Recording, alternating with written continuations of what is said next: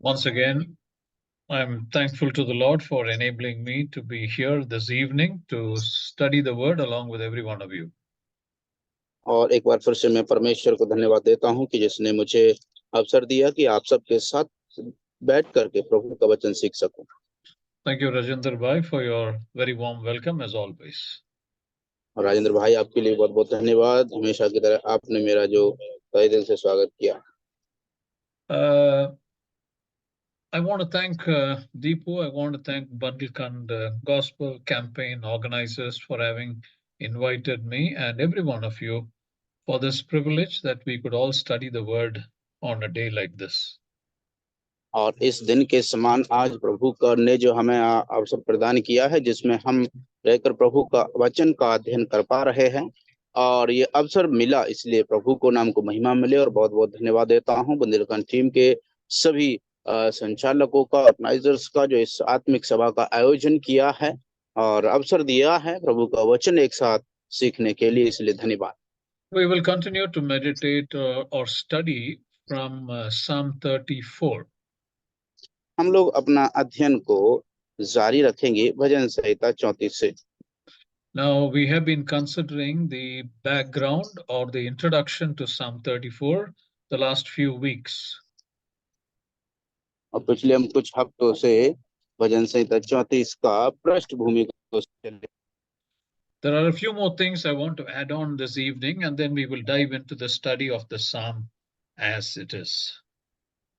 और कुछ और तथ्यों को भजन संहिता 34 से बता करके फिर हम लोग अपने अध्ययन में प्रवेश करेंगे। The background to every psalm is quite important. हर एक भजन का जो है पृष्ठभूमि वो बहुत ही महत्व रखता है। In some of our Bibles, at the beginning of the psalm itself, you will find a heading which gives us the background of the psalm in a very short phrase, and also about those who have sung it, specifically mentioning their names, are also given in the beginning of most of the psalms. और हम देखते हैं कुछ भजनों में जिनका शीर्षक ही उस भजन का पृष्ठभूमि को प्रकट करता है, और कुछ कुछ भजनों को हम लोग देखते हैं कि उनके नाम से जिसका पृष्ठभूमि है, उसका नाम उस भजन का आरंभ में ही उन शब्दों का इस्तेमाल करके इस बात को दर्शाया जाता है कि ये भजन इसका पृष्ठभूमि है। Now, under a very difficult situation, a highly difficult situation, David sings this Psalm 34. और दाऊद के सबसे कठिन समय के दरमियान हम देखते हैं दाऊद ने इस भजन को लिखा। Now, for example, there are some hymns that we sing today, and I do not know how many of us know the background of these hymns that we sing in our churches. हमारी कलीसियाओं में जिन भजनों को हम लोग गीतों को गाते हैं, मुझे इतना पता नहीं है कि आप में से कितनों को उन भजनों का पृष्ठभूमि पता है। Now, today, just for example, I have taken one song in English that is very famous. It's been sung for many, many years across all the churches in the Christendom. It is a very popular hymn. I have taken that as a background study before we proceed further. और हम लोग जो है आज का अध्ययन में आगे बढ़ने से पहले एक गीत को मैंने चुनाव किया है जो मसीह जगत में सर्वाधिक कलीसियाओं में उस गीत को गाया जाता है, और आज के अध्ययन का पृष्ठभूमि के नमूना व उदाहरण के लिए मैंने उस गीत का चुनाव किया है। I will sing just one stanza only, and then I will explain the hymn and the background to that hymn also. और मैं केवल आपके लिए एक स्टेंजा ही एक जो स्टेंजा ही मैं गाऊंगा, और उसके बाद फिर उस गीत का पृष्ठभूमि में आपको समझाऊंगा। Maybe this song is there in Hindi already, but I don't know. I haven't heard any of you sing that. So I'm presumably concluding that this may not be in Hindi, but it's a very famous song in English.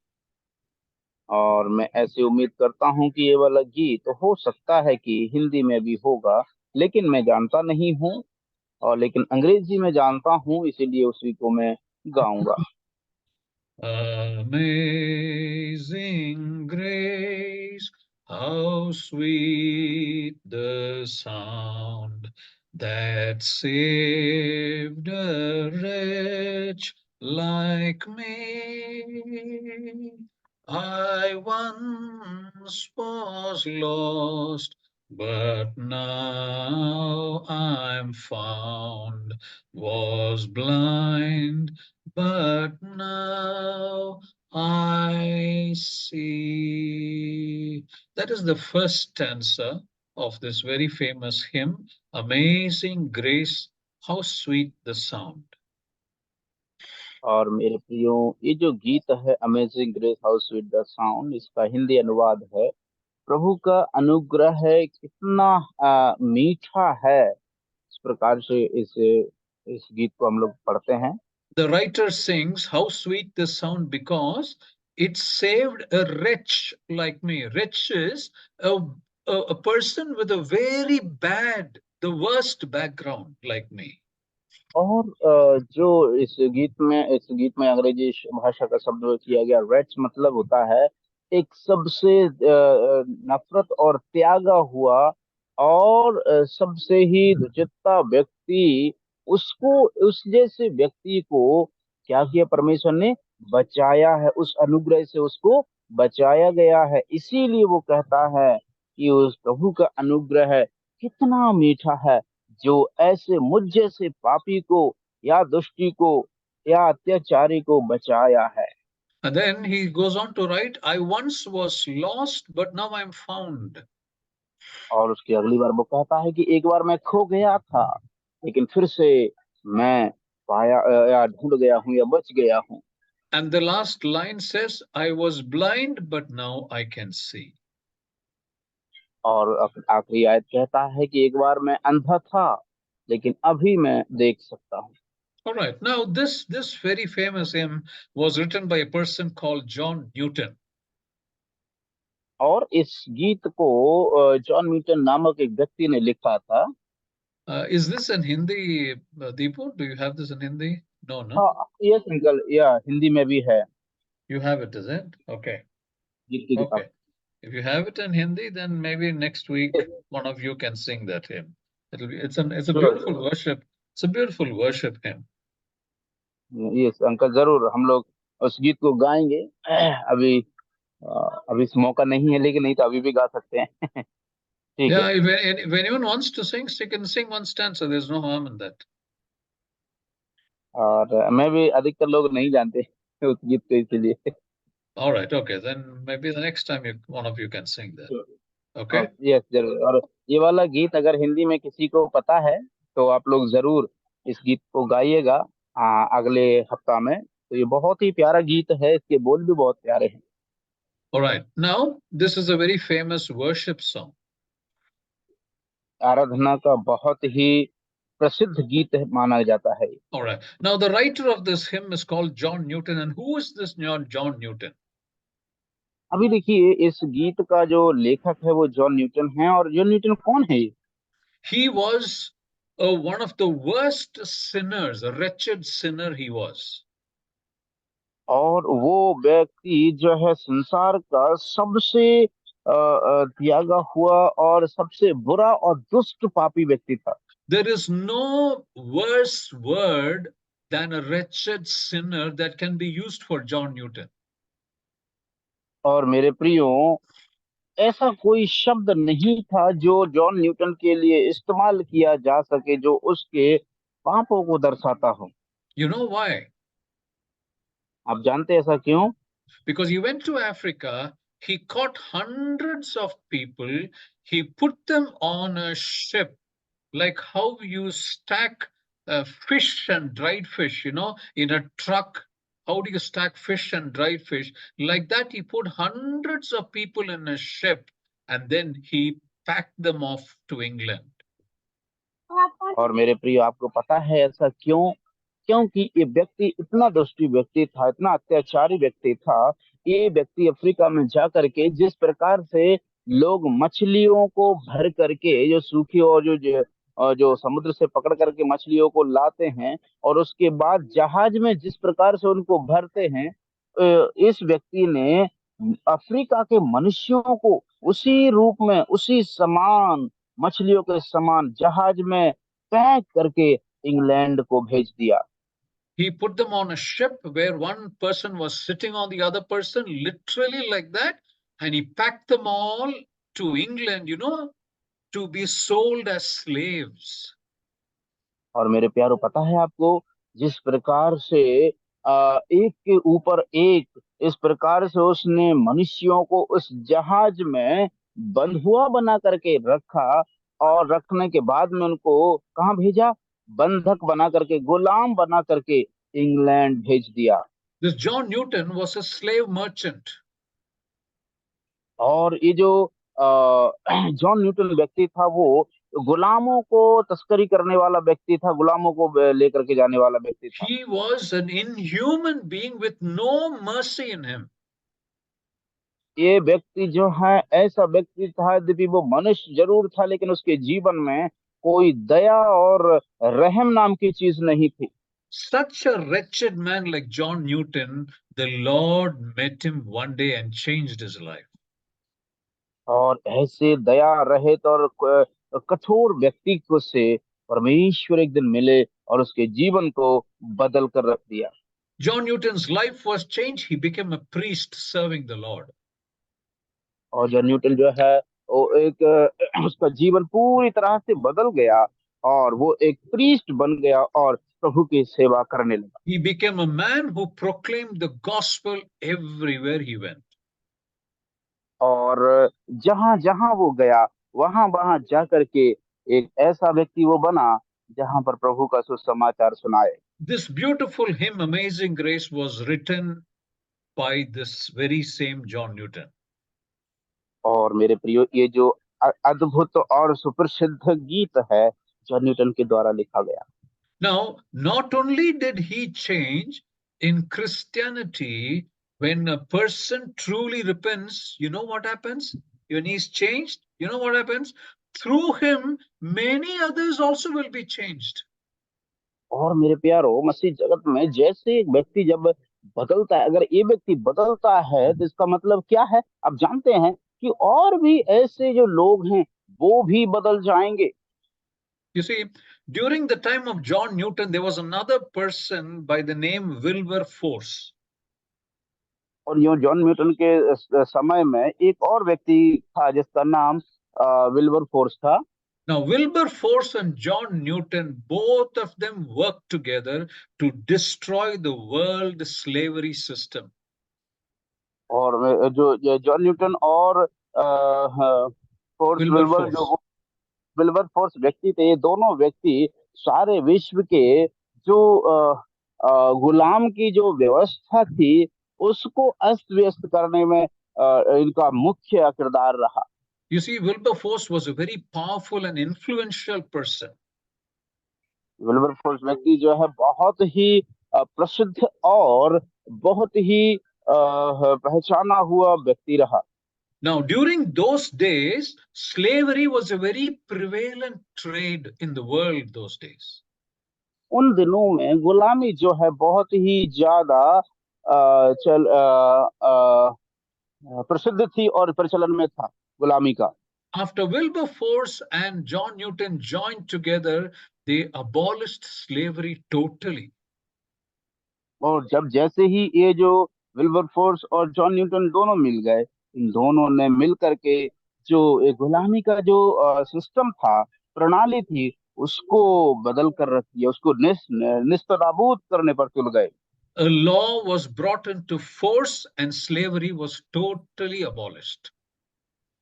और इनके दिनों में जो है, जो उनकी जो गुलामी के विरुद्ध में एक व्यवस्था बनाई गई, और जो गुलामी का जो प्रणाली थी उसको पूरी तरह से समाप्त कर दिया गया। And this law became, in the US, it became a law against bonded labor or slavery.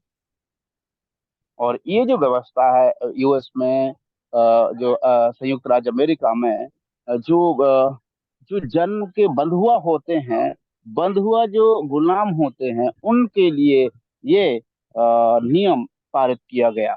It is this very same John Newton who wrote this beautiful hymn, Amazing Grace.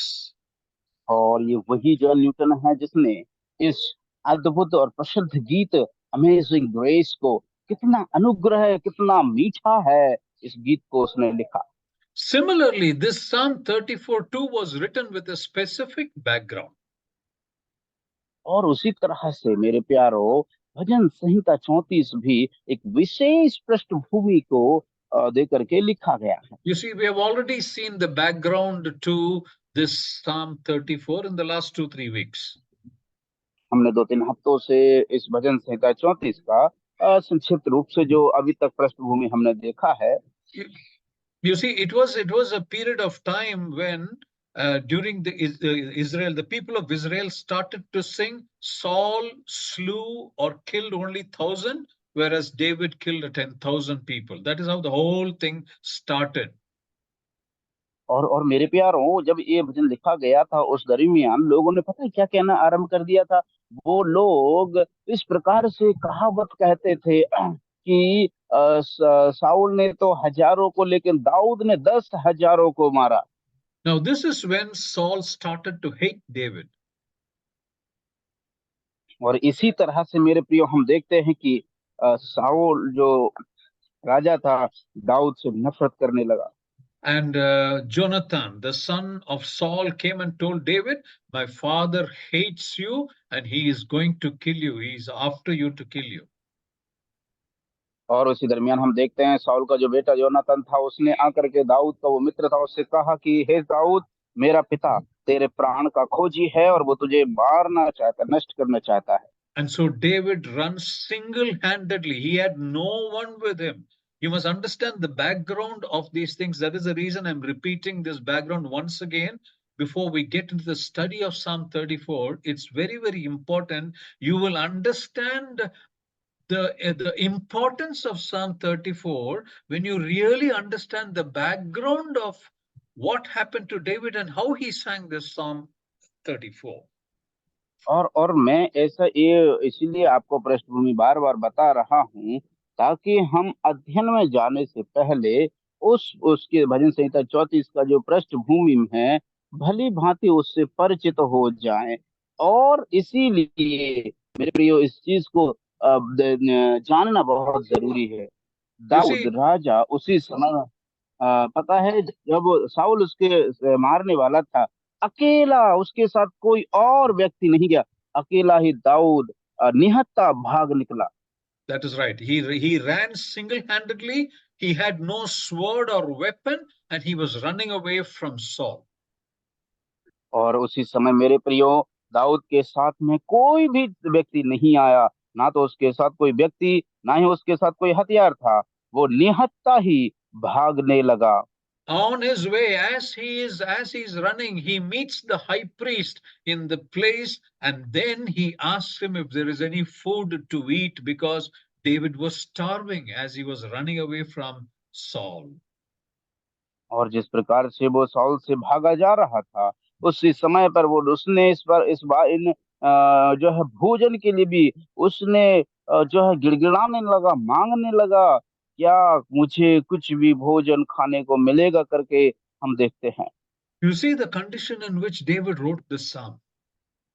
आप देखिए मेरे प्रियो, कैसी अवस्था है जिसमें रह करके इस भजन को दाऊद ने लिखा। So the high priest, when David comes and asks for food, he says, David, I have only the shewbread in the temple. और इसलिए मेरे प्यारो, जब वो प्रीस्ट के पास, याजक के पास जाता है और दाऊद जब उसके भोजन के लिए बोलता है, तो दाऊद वो कहता है, हे दाऊद, मेरे पास केवल और केवल जो जो भेंट की रोटियां हैं, केवल वो ही हैं। You see, what is the shewbread? The shewbread are the 12 loaves of bread that is placed on every Sabbath on a table in the sanctuary of the biblical tabernacle. और बाइबल के आधारित जो तंबू है उसमें ये जो रोटी होती है, भेंट की हुई रोटी, जिसको हर एक शबत में के दिन में टेबल पर रखा जाता था उसको चढ़ाने के लिए, और You see, वही रोटी उस समय yeah. में उपलब्ध थी। Yeah, it's actually 12 pieces of bread or 12 loaves of bread, which represent the 12 tribes. It is kept as an offering by the high priest unto God. और ये जो चीज है उसको हम देखते हैं कि 12 ये रोटियां थी जो 12 इसराइल के गोत्रों को प्रकट करती हैं, और उनको जो है उस टेबल पर रखा जाता था। All right. It is kept as an offering for the Lord. और ये जो परमेश्वर के लिए एक ऑफरिंग व बलिदान के रूप में रखा जाता था। Now, this shewbread is not for consumption. It's not for anyone to eat it. It is an offering to the Lord. और ये जो चीज है, ये कोई इसको खा नहीं सकता था, क्योंकि ये केवल परमेश्वर के लिए ही बलिदान की जाने वाली भेंट भेंट की रोटियां हैं। But David spoke to the high priest. He justified the reason why he is asking. And then the high priest gave him that shewbread. और उसके बाद में दाऊद राजा उससे बोलता है कि मुझे यही दे दो।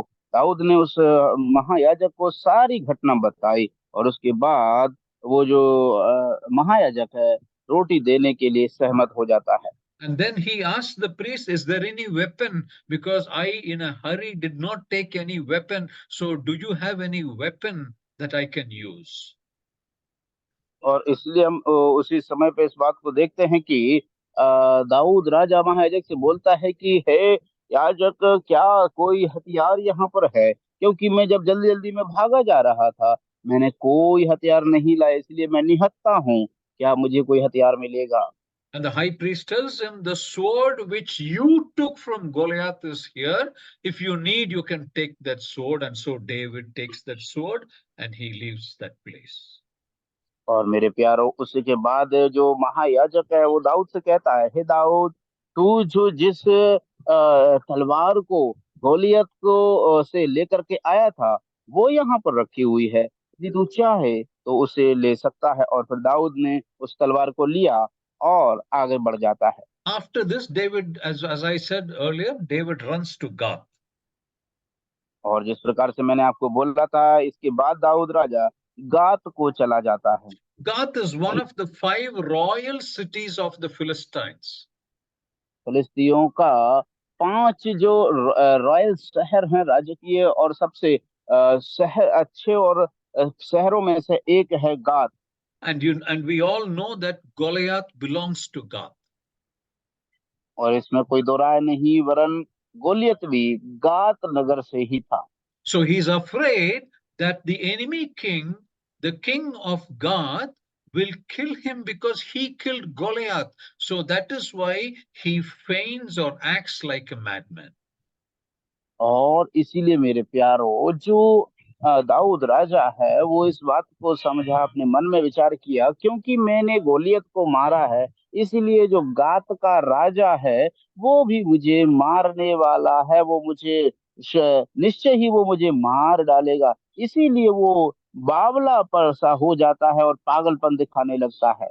And the king then sends him away from the city of Gath. The king sends David out of Gath, which we all और know. उसकी और इस बात को हम लोगों ने पिछली बार भी देखा था कि गात का जो राजा था, जब उसने ऐसी अवस्था को देखा इसका, तो बिना उसको हानि पहुंचाए उसको दाऊद को गात शहर से, नगर से बाहर And, भेज देता है। and from there he runs to the cave of Adullam. और उसके बाद फिर हमने देखा था कि वहां से दाऊद राजा जो गात से चल करके अदुल्लाम की गुफा में पहुंचा। So when he comes to the cave of Adullam, that is when he writes this Psalm 34. और जब वो अदुल्लाम की गुफा में पहुंचता है, तब ये दाऊद जो है इस भजन को लिखता है। So in the cave of Adullam, after he sings this psalm, it is only then his parents, his brothers, and all those 400 people who were debtors, who were castaways, who were humiliated ones, they all joined together to support David. और इसके बाद मेरे प्रियो हम इस बात को देखते हैं कि दाऊद राजा ने जब इस भजन को गा चुका, तब हम देखते हैं कि उसके परिवार के जन, भाई बहन, सब लोग और उसके साथ जो भी जो 400 लोग योद्धा थे, मनुष्य दाऊद के पास आकर के मिल गए दाऊद को सपोर्ट करने के लिए। You see, all these people, including the 400 men, were very important members in the palace when David reigned at the throne. जब दाऊद राजा सिंहासन पर बैठ करके राज्य कर रहा था, उस समय के दरमियान ये सब के जो 400 व्यक्ति थे, ये 400 के 400 लोग बहुत ही ज्यादा महत्वपूर्ण व्यक्ति थे जब वो महल में राज्य करता था। One thing, brothers and sisters, that you all need to remember and keep in mind as far as Psalm 34 is always concerned is David ran alone. He came to a cave without food and weapon. He saved himself. और मेरे प्यारो, एक चीज को भजन संहिता को अध्ययन करने से पहले या इसमें जाने से पहले हमको इस चीज को ध्यान देना है कि दाऊद जो है इस भजन को लिखने से और अदुल्लाम की गुफा तक पहुंचने के पहले उसके साथ में कोई व्यक्ति नहीं था। वो व्यक्ति निहत्था, दाऊद निहत्था और अकेला ही निकलता है। He was not sure whether his life will be spared. At such a time, when he was on the verge of losing his life, he had no hope that he will live again. During that time, he writes Psalm 34. और मेरे प्यारो, जब उसके जीवन में कोई आशा नहीं थी कि वो जी भी पाएगा या जीवित भी रह पाएगा, ऐसी अवस्था में रह करके दाऊद भजन संहिता 34 को लिखता है।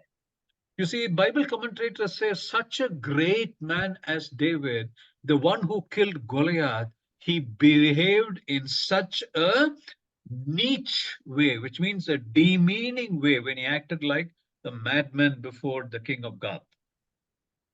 और मेरे प्यारो, हम इस चीज को देखते हैं कि जो कमेंटेटर, जो लिखने वाले व्यक्ति हैं, कमेंट्री करने वाले व्यक्ति हैं, लेखक हैं, उन्होंने इस प्रकार से कहा कि एक ऐसा और इतना महान व्यक्ति इतना नीचा और नीच व्यवहार करता है उस राजा के सामने, जैसा बावलापन सा हो जाता है, पागलपंती दिखाने लगता है। You see, the Bible commentators say that the moment when he acted like a madman was the lowest point in the life of David. और मेरे प्यारे, बाइबल के जो कमेंटेटर कहते हैं कि जब दाऊद ने इस प्रकार का व्यवहार किया, तब इस बात का प्रमाण मिलता है कि ये दाऊद का सबसे सबसे सबसे नीचा और सबसे घटिया और सबसे तुच्छ व्यवहार था, ये अवस्था थी दाऊद के जीवन में कभी जो घटित हुई घटना है। But brothers and sisters, a word of encouragement for all of us, for me and Deepu and every one of you is, although he was in such a niche position, such a worst position, David never lost his faith in God. और मेरे प्रिय भाइयों बहनों, हम सबके लिए एक प्रोत्साहन का वचन यह है, यद्यपि दाऊद ऐसी दुर्दशा में और नीच स्थल में पड़ा हुआ है, लेकिन फिर भी दाऊद के जीवन से मुझे और आपको जो प्रेरणा मिलती है वो ये है कि उसने आशा नहीं छोड़ी। You see, when you read Psalm 34 again and again, you will realize one thing, that David is exhibiting. It is a testimonial of his faith in the living God. What a beautiful psalm this Psalm 34 is. और मेरे प्रिय, कितना अद्भुत भजन संहिता 34 ये है। हम देखते हैं कि ये जो एक गवाही नुमा एक एक एक व्यक्ति का जीवन का जीवित अनुभव, परमेश्वर के विश्वास का जीवित अनुभव जो प्रत्यक्ष रूप में उसने अनुभव किया है, उसको हम भजन संहिता 34 में दाऊद उद्धृत करता है, लिखता है। We all know this psalm almost by heart. Let's read the first verse once again. Psalm 34 and first verse. आइए हम लोग भजन संहिता 34 का पहली आयत को पढ़ लेते हैं और उसके बाद फिर हम लोग इस अद्भुत भजन का अध्ययन में जाएंगे। मैं इस उम्मीद करता हूं कि हम में से अधिकतर लोग हो सकता है इस भजन को जो है याद किए होंगे या उन्हें जो है अच्छे से याद है ये भजन। भजन संहिता 1 पहली आयत को पढ़ लेते हैं, 34 का पहली आयत।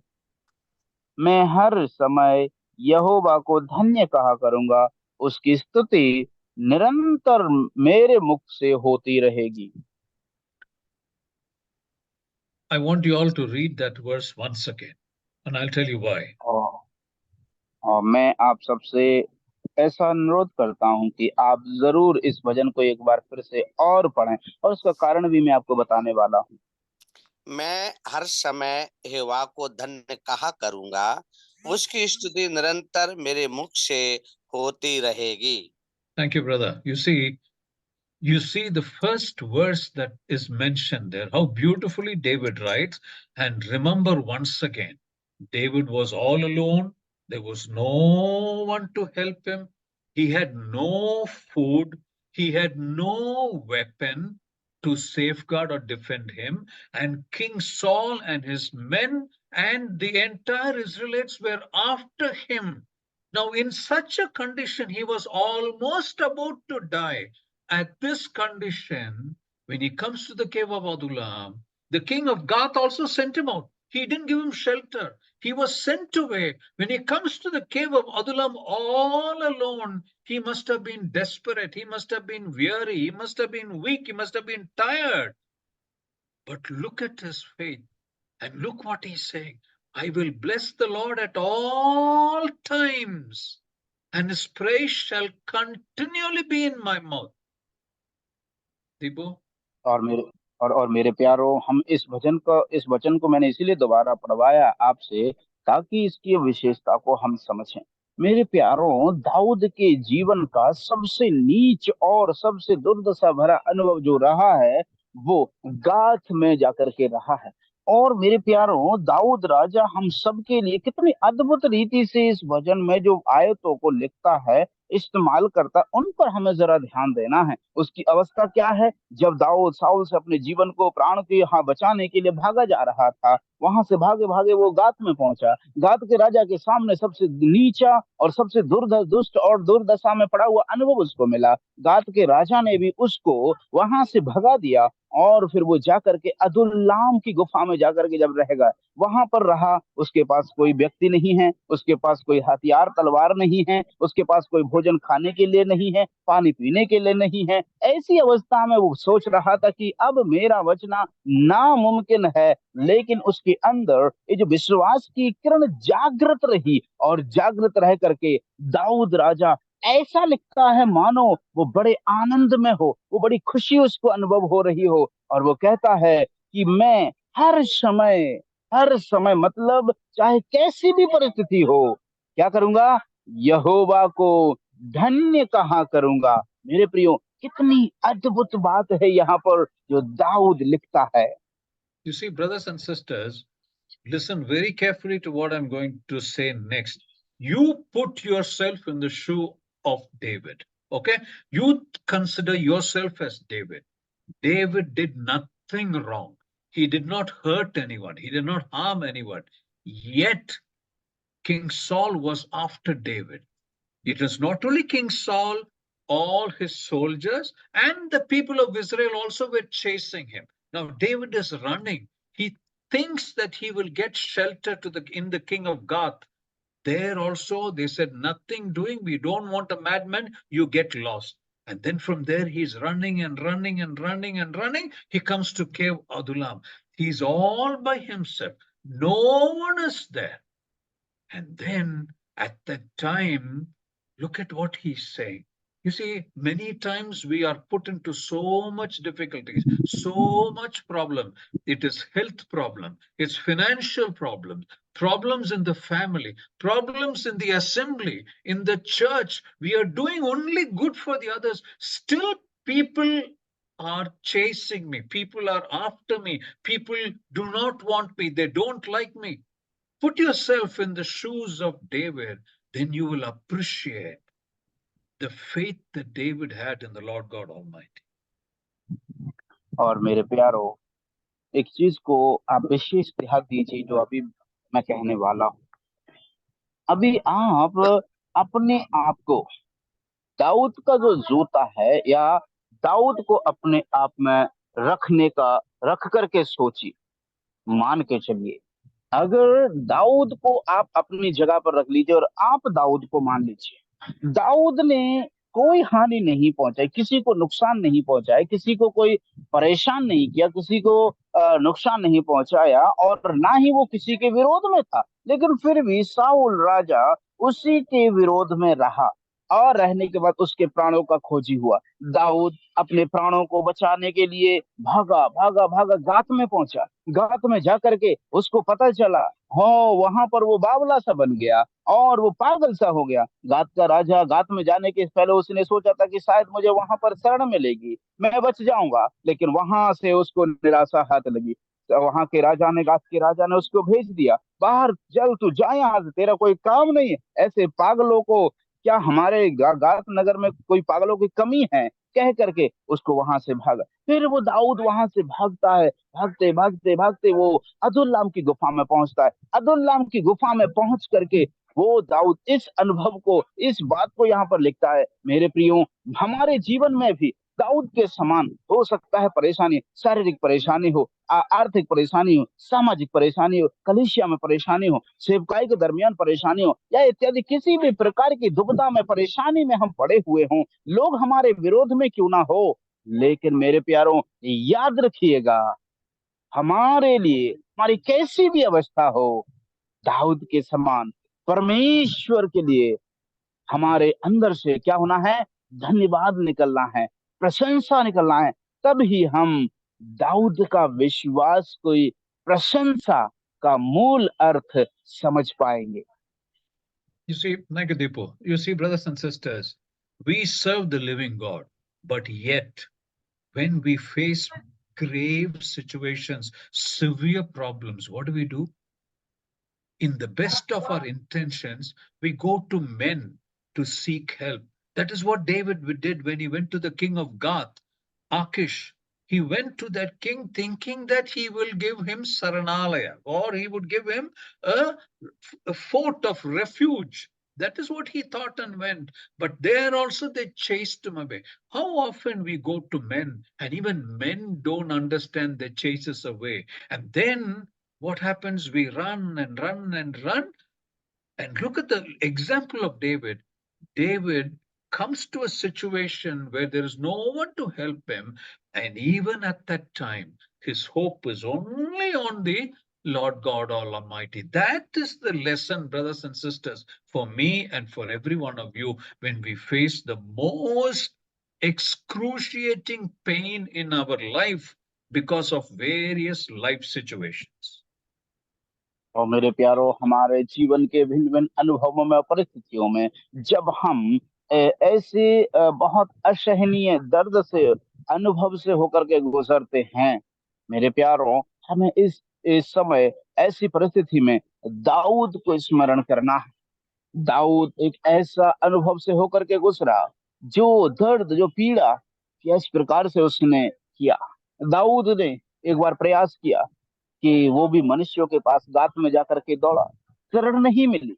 मेरे प्रियो, जब हमारे जीवन में ऐसी परिस्थितियां हमारे विपरीत होती हैं, दर्दनाक होती हैं, परेशानी और कष्टदायक होती है, ऐसे में हम लोग क्या करते हैं? हमारे मन की इच्छा से एक उम्मीद लगा करके मनुष्यों की ओर हम लोग दौड़ते हैं, दौड़ करके मनुष्यों से कोशिश करते हैं हमें वहां से सहायता मिलेगी, और हम क्या करते हैं? अंत में क्या हाथ लगती है? निराशा ही हाथ लगती है। दाऊद राजा गात में गया, किंग रउस वहां के राजा ने उससे कहा, क्या इस हमारे गात शहर में बाबलों की कमी है क्या? उसको भेज दिया वापस। दौड़ते दौड़ते दौड़ते दौड़ते दाऊद अदुल्लाम की गुफा में पहुंचा। मेरे प्रिय, उसी प्रकार से हम भी दौड़ते दौड़ते दौड़ते थक जाएंगे।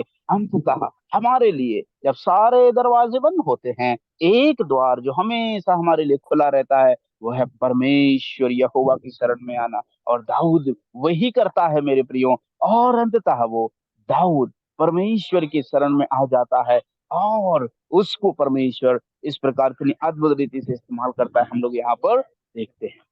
You see, in the first verse, there are two important things which I want to outline here is David says, I will bless the Lord, meaning I will thank the Lord at all times. Okay, all times means 24/7, 365 days, 24 hours. That is the meaning of all times. And the second thing he says, his praise shall continually. You see, continually means not past, not future. It is present continuous, which means always. You look at that. Look at his condition and look at his faith. That is what is important for us to see in the first verse. और मेरे प्यारो, यही बात हमको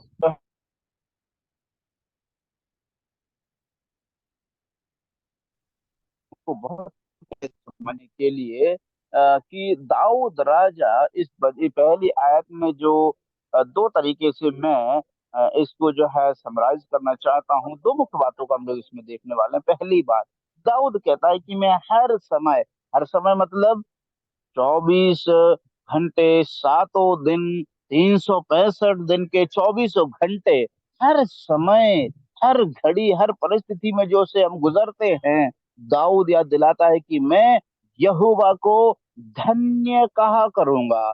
हमारे जीवन के हर एक घड़ी में, 24 घंटे, 365 दिन में, चाहे परिस्थिति कैसी भी हो प्यारो, हमारे जीवन का जो विश्वास की परख होती है वो तब खरी उतरती है जब हम, परिस्थिति चाहे कैसी भी हो, यहोवा को धन्य कहा करूंगा। यही हमको प्रेरणा दाऊद के जीवन से हमें मिलती है।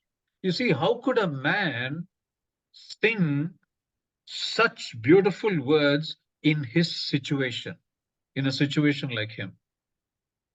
और मेरे प्यारो, दाऊद के जैसी अवस्था में इस प्रकार का भजन, इस प्रकार का गीत कौन गा सकता है प्यारो? You see, last week when I think last Friday when I took the session, I divided the whole psalm into 4 or 5 parts, I think. 4 parts. और I think so, uncle, that was in 3 parts. Was it in 3? Yes, yeah. 1 to 6 and then say 1 to 3 3 parts. and Okay. 5 Okay. and then, yes, Okay, uncle, go ahead. I Go remember. ahead. Go ahead. और जिस प्रकार से हमने पिछले हफ्ते में इस भजन को 3 भागों में विभाजित किया था, And the first division is in the first 10 verses. और पहला जो विभाजन है वो पहले 10 आयतों में। Now, if you see the first 10 verses can be subdivided as 1 to 3, 4 to 7, and 8 to 10 for better understanding. और उचित समझने के लिए हम इसे 3 भागों में विभाजित कर सकते हैं। तो 10 आयतों को है, पहला 1 से 3, 4 से 7, और फिर 7 से 10 तक। Now, in the first 3 verses, you will understand the intention of David is to encourage others through his testimony. और ऐसे जो पहले 10 आयतों में दाऊद की गवाही से यही उद्देश्य है कि वो उसके गवाही के जीवन से दूसरों को प्रोत्साहित करे। Let's read the first 3 verses, Deepu. आइए हम लोग पहले 3 आयतों को पढ़ लेते हैं। भजन संहिता 34 का पहली 3 आयतें। कोई भी पढ़ने में मदद कर सकते हैं। भजन संहिता 34 का पहली 3 आयतें कोई भी पढ़िएगा। राजन भाई। Why isn't there anyone else who can read? Is everyone don't have a Bible, or they're not able to read, or is there a problem? Or is everyone listening, or क्या सबके सब सुन रहे हैं कि नहीं सुन रहे हैं? किसी के पास बाइबल नहीं है क्या, या कोई परेशानी में है जो पढ़ नहीं सकते? मेरे साथ यहोवा की बड़ाई करो और आओ हम मिलकर उसके नाम की स्तुति करें। बहन भजन संहिता 34, भजन संहिता 34 का पहली 3 आयतें। भजन संहिता 34। Can I read? Yeah, पढ़िएगा। मैं हर समय यहोवा को धन्यवाद कहा करूंगा, उसकी स्तुति निरंतर मेरे मुख से होती रहेगी। मैं यहोवा पर घमंड करूंगा, नम्र लोग यह सुनकर आनंदित होंगे। मेरे साथ यहोवा की बड़ाई करो और आओ हम मिलकर उसके नाम की स्तुति करें। Yeah, thank you very much. You see, If you have listened to those 3 verses, you will understand that David is encouraging me and you through his testimony to praise and thank God. और मेरे प्यारो, पहली इन आयतों में यदि आप देखेंगे तो आप समझ पाएंगे कि दाऊद मुझे और आपको उसकी गवाही से प्रोत्साहित करता है, उत्साहित करता है You हमको see, परमेश्वर की धन्यवाद you, देने के लिए, प्रोत्साहन देने के लिए। you see, David is telling the Lord has done so much for me, so I am praising him. So you also join with me and praise him. That's what he's saying in those 3 verses. और इन 3 आयतों में मेरे प्यारो, दाऊद राजा कहता है कि उस परमेश्वर ने मेरे लिए बहुत से काम किए, इसलिए तुम भी मेरे साथ मिल करके उस यहोवा की प्रशंसा करो। All right. Now let's read from verses 4 to 7. 4 से 7 तक हम लोग पढ़ेंगे, भजन संहिता 4 से 7। मैं यहोवा के पास गया, तब उसने मेरी सुन ली और मुझे पूरी रीति से निर्भय किया। जिन्होंने उसकी ओर दृष्टि की, उन्होंने ज्योति पाई और उनका मुंह कभी काला ना होने पाया। इस दीन जन ने पुकारा, तब यहोवा ने सुन लिया और उसको उसके सब कष्टों से छुड़ा लिया। यहोवा के डरवैयों के चारों ओर उसका दूत छावनी किए हुए उनको बचाता है।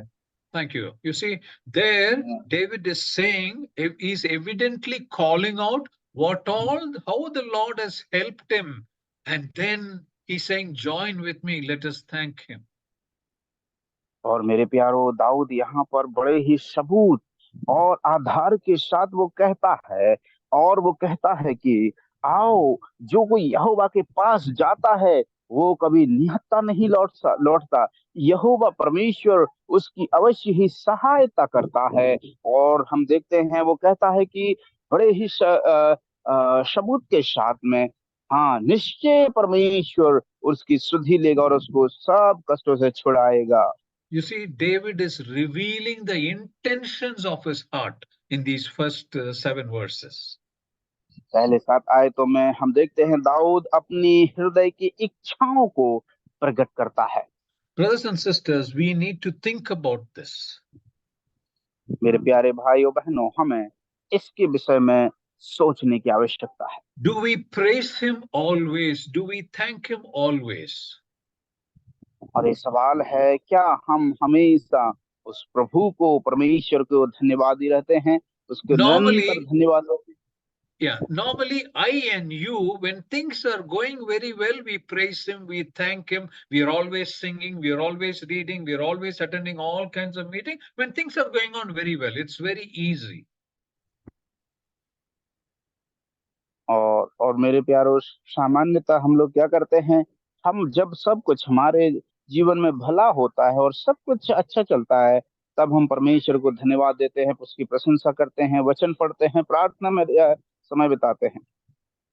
But when situations are against us, when things are against us, when we are facing problems, one problem after the other, normally what happens is when there is a problem, it does not end with that. Another problem comes, and then another problem comes. Multiple problems come at one time, is it not? Haven't you faced it? So when we face problems after problems after problems, it is then that we are expected to praise him like David. Are we able to do that?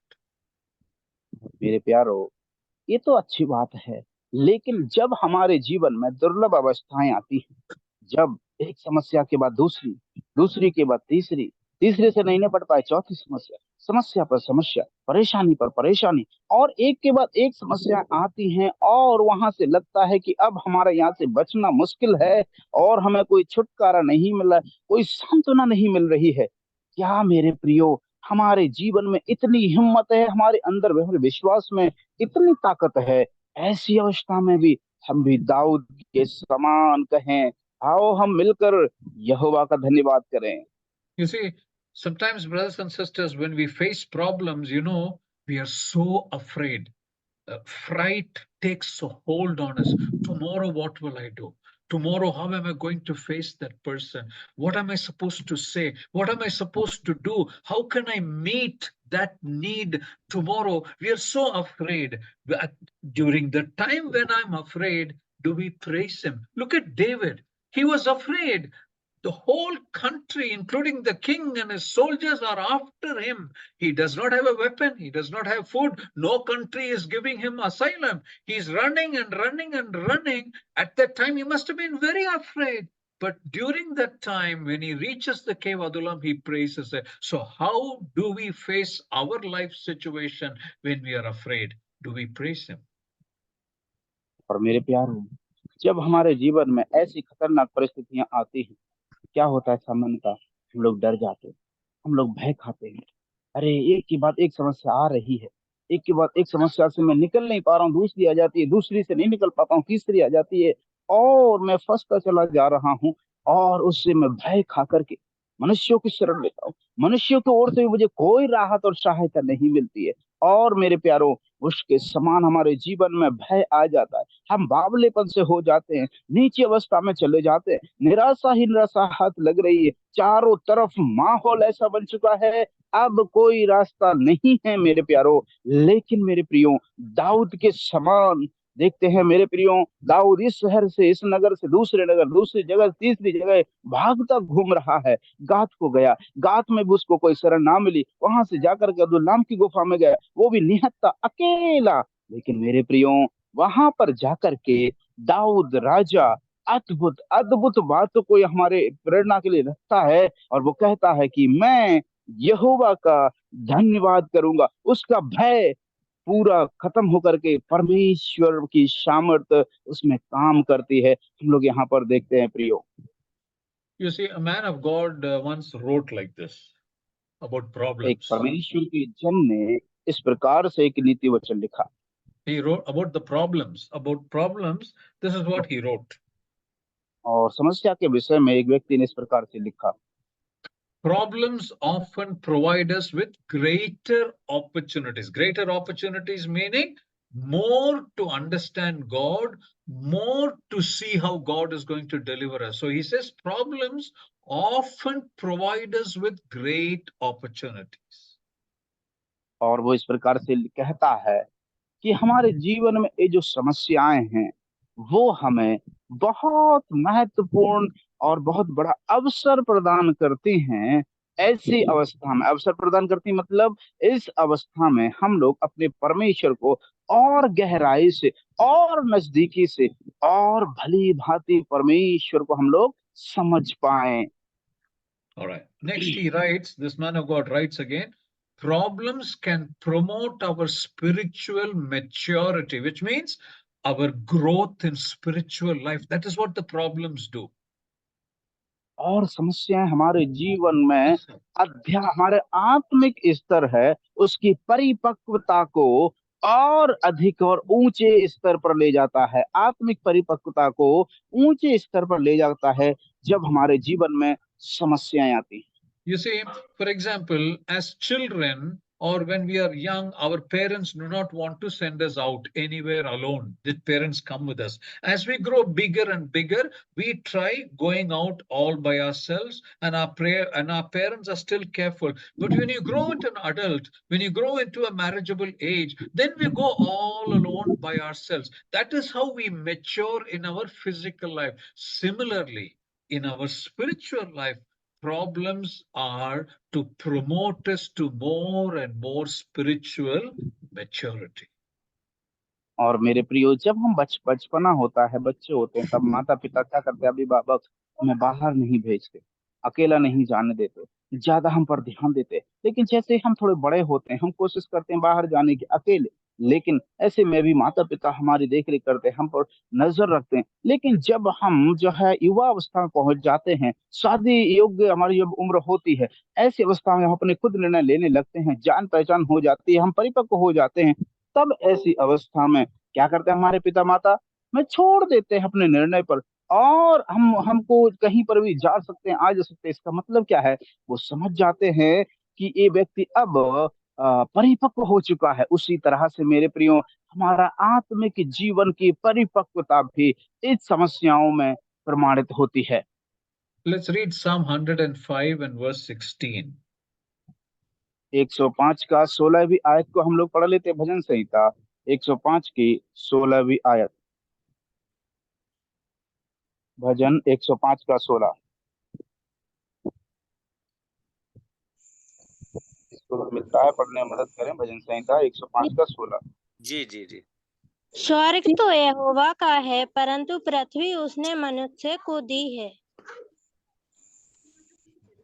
All right. Okay. Wonderful. All right. So the second thing which the man of God writes, the problems can promote us to spiritual maturity. The third thing that this man of God writes is problems prove our integrity, meaning our truthfulness to God. That's what the man of God writes. Problems prove our truthfulness, our integrity.